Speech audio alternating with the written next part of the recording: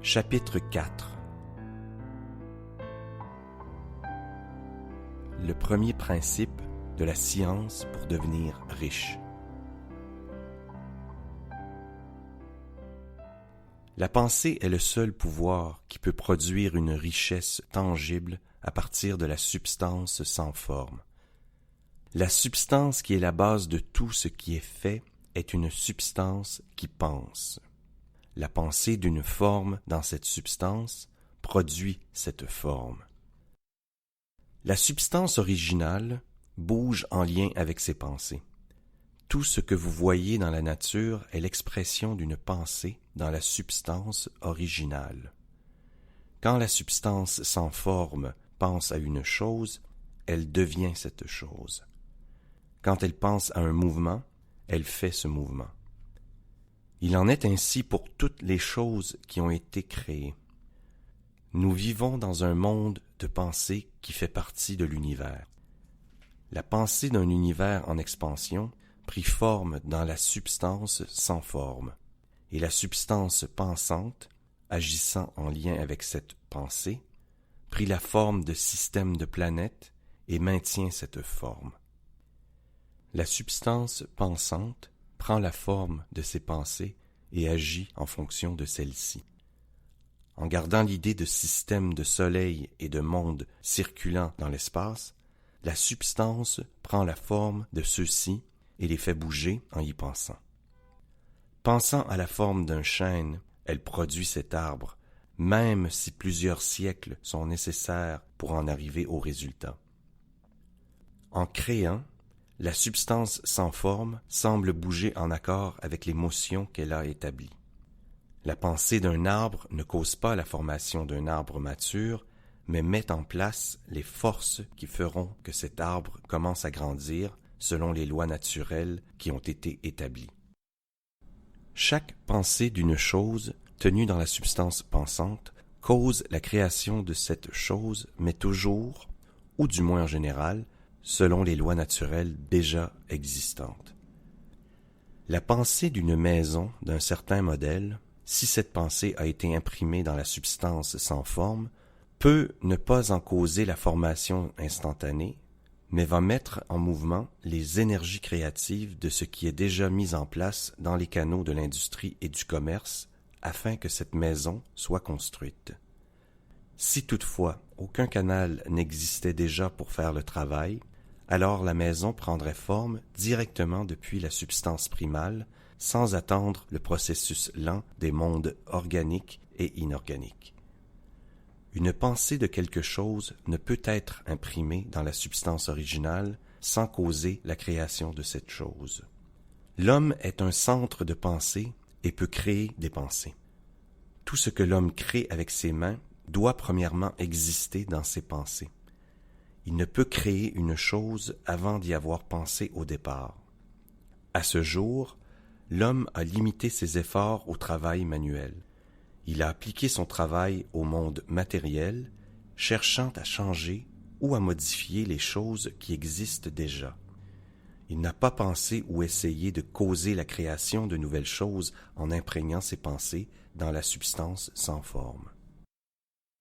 Quand un homme a une pensée, il prend les matériaux depuis les choses de la nature, les façonne à son image et crée la chose qui est dans son esprit.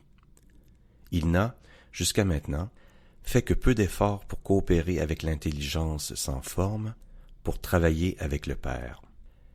Il n'a pas rêvé qu'il peut faire ce qu'il voit son Père faire. L'homme transforme et modifie les choses par le travail manuel. Il n'a donné aucune attention au fait qu'il pourrait produire des choses depuis la substance sans forme en lui communiquant ses pensées. Nous proposons de prouver qu'il peut le faire, de prouver que tout homme ou femme peut le faire, et nous allons vous montrer comment. Comme premier pas, il nous faut établir 3 propositions fondamentales.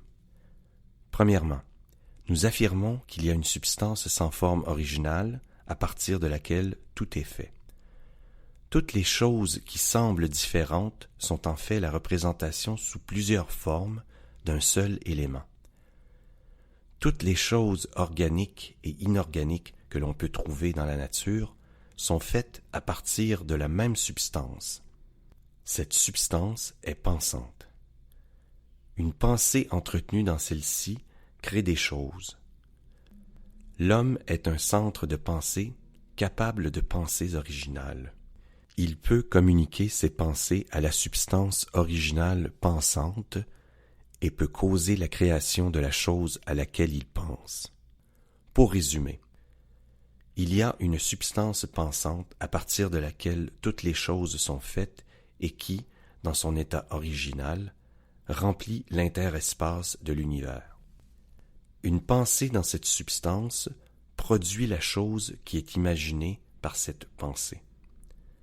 L'homme peut créer des choses dans sa pensée et, en imprimant sa pensée dans la substance sans forme, peut causer la création de ce à quoi il pense. Il peut m'être demandé si je peux prouver ces affirmations, et sans entrer dans les détails, je réponds que je le peux, tant par la logique que l'expérience. Si l'on part du phénomène de la pensée créant les choses depuis la substance pensante, et si l'on part de cette substance, on constate que l'homme possède le pouvoir de créer les choses auxquelles il pense. En partant de mon expérience, ce raisonnement est véridique. Si une personne qui lit ce livre devient riche en faisant ce qu'il y est indiqué, c'est une évidence qui soutient mon raisonnement. Mais si chaque personne le fait et devient riche, c'est une preuve indéniable jusqu'au moment où quelqu'un passe à travers tout le processus et échoue. La théorie est vraie jusqu'à ce que le processus échoue. Ce processus n'échouera pas car chaque personne qui fait exactement ce que ce livre lui indique deviendra riche. J'ai dit que les hommes deviennent riches en faisant les choses d'une certaine façon. Et pour ce faire, les hommes doivent pouvoir penser d'une certaine façon. La façon qu'un homme fait les choses est le résultat direct de la façon dont il pense à ces choses. Pour faire les choses de la façon dont vous voulez les faire, vous devrez acquérir l'habilité de penser de la façon dont vous voulez penser. C'est la première étape pour devenir riche. De penser ce que vous voulez penser est de penser la vérité, peu importe les apparences. Chaque homme possède le pouvoir naturel et inhérent de penser ce qu'il veut. Mais cela demande plus d'effort de faire ceci que de simplement penser selon ce qui lui est suggéré par les apparences. De penser en rapport aux apparences est facile. De penser la vérité, peu importe les apparences, est difficile et demande une dépense de plus d'énergie que tout autre travail qu'on pourrait lui demander. Il n'y a pas de travail plus exigeant que celui de maintenir une pensée constante. Il n'y a pas de travail plus difficile dans ce monde. C'est d'autant plus vrai quand la vérité est contraire aux apparences. Chaque évidence dans le monde visible tend à produire une pensée de nature correspondante dans l'esprit de la personne qui fait l'observation. Ceci ne peut être évité seulement qu'en tenant une pensée de la vérité. Regarder l'apparence de la maladie produira la forme de la maladie dans votre esprit et ultimement dans votre corps, à moins que vous ne mainteniez une pensée de la réalité qui dit en fait qu'il n'y a pas de maladie. Ce n'est qu'une apparence, et la réalité est la santé. Regarder l'apparence de la pauvreté produira la forme correspondante dans votre esprit, à moins que vous ne mainteniez votre pensée sur la vérité qu'il n'y a en fait pas de pauvreté. Il n'y a que l'abondance. De penser à la santé quand on est entouré de la maladie, de penser à la richesse quand on est entouré de l'apparence de pauvreté, demande de la puissance. Celui qui acquiert cette puissance devient un maître de l'esprit. Il peut conquérir son destin. Il peut avoir tout ce qu'il désire. Cette puissance ne peut être acquise qu'en prenant compte du fait qui se cache derrière les apparences, et ce fait est qu'il y a une substance pensante qui est à l'origine de tout ce qui est. Par la suite, nous devons comprendre que chaque pensée tenue dans cette substance prend forme et que l'homme peut y imprégner ses pensées afin que celles-ci prennent forme. Une fois que nous réalisons ceci, nous abandonnons tout doute et toute peur, car nous savons que nous pouvons créer tout ce que nous désirons. Nous pouvons obtenir tout ce que nous voulons avoir et nous pouvons devenir tout ce que nous voulons être. Comme premier pas vers la richesse, vous devez croire ces 3 affirmations fondamentales données plus tôt dans ce chapitre. Afin de leur donner l'importance nécessaire, je les répète. Il y a une substance pensante à partir de laquelle toutes les choses sont faites et qui, dans son état original, remplit l'interespace de l'univers. Une pensée dans cette substance produit la chose qui est imaginée par cette pensée. L'homme peut créer des choses dans sa pensée et, en imprimant sa pensée dans la substance sans forme, peut causer la création de ce à quoi il pense. Vous devez mettre de côté tout autre concept de l'univers que celui-ci. Vous devez vous imprégner de ce concept jusqu'à ce qu'il soit bien fixé dans votre esprit et est devenu votre façon habituelle de penser. Lisez ces 3 préceptes encore et encore. Fixez chaque mot dans votre mémoire et méditez sur ce sujet jusqu'à ce que vous croyiez fermement ce qu'ils disent. Si un doute vient à vous, rejetez-le comme un déchet. N'écoutez pas les argumentations contraires à cette idée.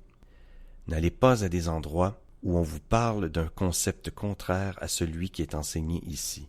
Ne lisez pas des magazines ou des livres qui vous enseignent des idées différentes. Si vous devenez mélangé dans votre foi, tous vos efforts seront vains. Ne demandez pas pourquoi ces choses sont vraies, ne spéculez pas sur les raisons pour lesquelles elles pourraient être vraies. Ayez simplement confiance. La science pour devenir riche commence avec une acceptation complète de cette foi.